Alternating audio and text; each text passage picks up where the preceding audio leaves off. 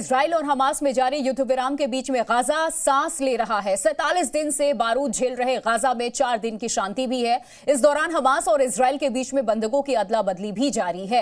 हालांकि युद्ध विराम में हथियार चलने बंद हो चुके हैं, लेकिन आरोपियों की लड़ाई जारी है। हमास इजराइल पर समझौतों की शर्तों के उल्लंघन के आरोप लगा रहा है, तो दूसरी तरफ युद्ध विराम के बीच में नेतन्याहू ने अब ईरान पर भी हमला बोला। नेतन्याहू ने कहा कि अगर हमास और ईरान ये लड़ाई जीत गए तो अगला नंबर बाकी देशों का होगा। वहीं ईरान से भी इजराइल पर जुबानी हमले जारी हैं। ईरान ने इजराइल को खुली धमकी देते हुए कहा कि गाजा में हुए एक एक बम के हमले का उसको जवाब मिलेगा।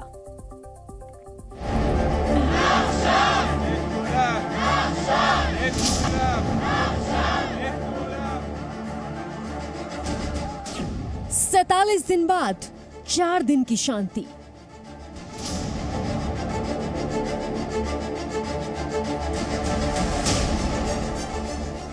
युद्ध विराम या विध्वंसक युद्ध काला।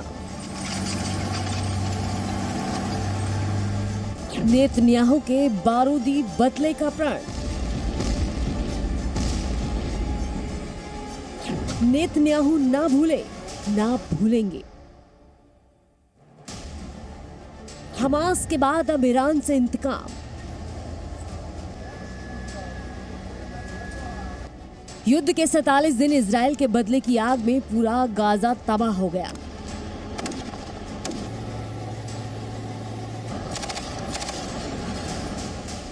हमास ने जो किया उसका अंजाम पूरे गाजा ने भुगता।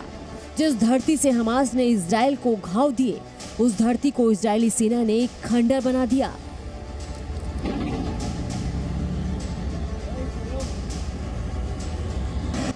गाजा के आसमान को धुआं धुआं कर दिया। जिन गाजा की सुरंगों को हमास के आतंकियों ने अपनी ढाल बनाया था, वहां हमास के टैंकों ने बारूद भर दिया। हमास के हजारों ठिकानों को मिट्टी में मिला दिया। चुन चुनकर हमास कमांडरों का काम तमाम कर दिया। इस युद्ध में इजराइल ने न सिर्फ एक मोर्चे पर युद्ध नहीं लड़ा, बल्कि आतंकी हमास के हमदर्दों से भी नेतन्याहू का फौज ने लोहा लिया।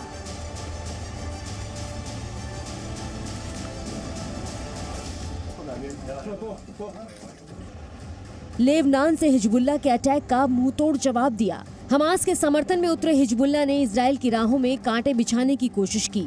इजराइल पर लेबनान ने बम दागे, जिसका जवाब देते हुए आईडीएफ ने भी हिजबुल्लाह को जमकर चोट पहुंचाई।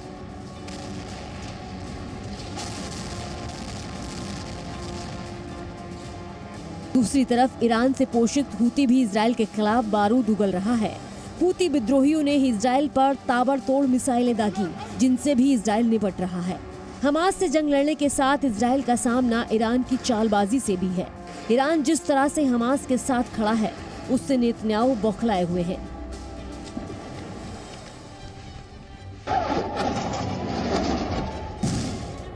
नेतन्याहू के इंतकाम की आग हमास को अधमरा करने के बाद अब ईरान की तरफ बढ़ रही है।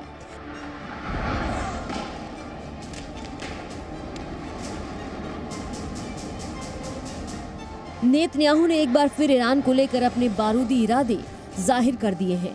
नेतन्याहू ने हमास को ईरान का एक शैतानी दिमाग बताया है।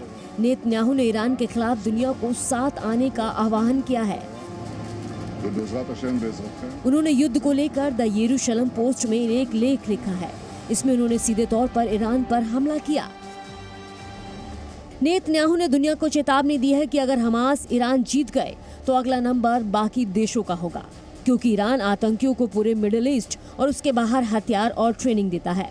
वो आतंकियों को फंडिंग करता है। लेबनान के हिजबुल्लाह और यमन के हूती इसका हिस्सा हैं। वहीं हमास पर हमला करते हुए नेतन्याहू ने कहा कि हमास हमला करके आम लोगों के पीछे छिपता है। दुनिया को ये समझना चाहिए कि आम लोगों की मौत के लिए हमास जिम्मेदार है, क्योंकि वो इनका इस्तेमाल मानव शील्ड के रूप में करता है। इजराइल ने ये युद्ध शुरू नहीं किया, लेकिन इसका अंत इजराइल करेगा। इससे पहले ईरान भी इजराइल को धमकी दे चुका है। गाजा पर इजराइल के एक एक हमले का जवाब देने की बात कही है। ईरान के सुप्रीम लीडर अली खमीनेई ने सोशल मीडिया प्लेटफॉर्म एक्स पर लिखा कि बमबारी उस करारी हार की भरपाई नहीं करेगी जो 7 अक्टूबर को उसे झेलनी पड़ी। गाजा पर बमबारी कर इजराइल अपनी जिंदगी को ही छोटा कर रहा है।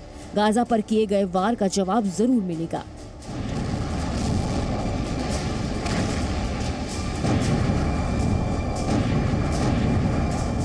कई वैश्विक मंचों पर भी ईरान इसराइल के खिलाफ अपनी नाराजगी जाहिर कर चुका है। ईरान के राष्ट्रपति रईसी भी ब्रिक्स सम्मेलन में इसराइल पर भड़क गए थे और इसराइल को मानवता का दुश्मन बता दिया था। ईरान की नीयत और इसराइल के इरादे। गाजा में हुए 4 दिन के युद्ध विराम के बाद एक बड़े विध्वंसक युद्ध का अलार्म बजा रहे हैं। नेतन्याहू के ऐलान जंग से साफ है कि अब जंग का दायरा बढ़ने वाला है।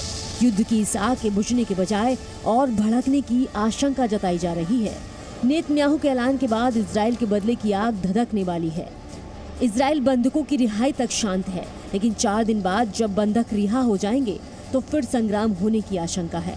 4 दिन के युद्ध विराम के बीच घायल गाजा भी सांस ले रहा है। गाजा के उत्तरी इलाके समेत उन तमाम इलाकों तक मदद लेकर दर्जनों ट्रक पहुंच रहे हैं। इन ट्रकों में पीड़ितों के लिए राशन, पानी और दवाइयां हैं। इसके अलावा बड़ी मात्रा में ईंधन लेकर भी ट्रकों की खेप गाजा पहुंच रही है। हालांकि हमास ने इसराइल पर युद्ध विराम की शर्तों के उल्लंघन का आरोप लगाया।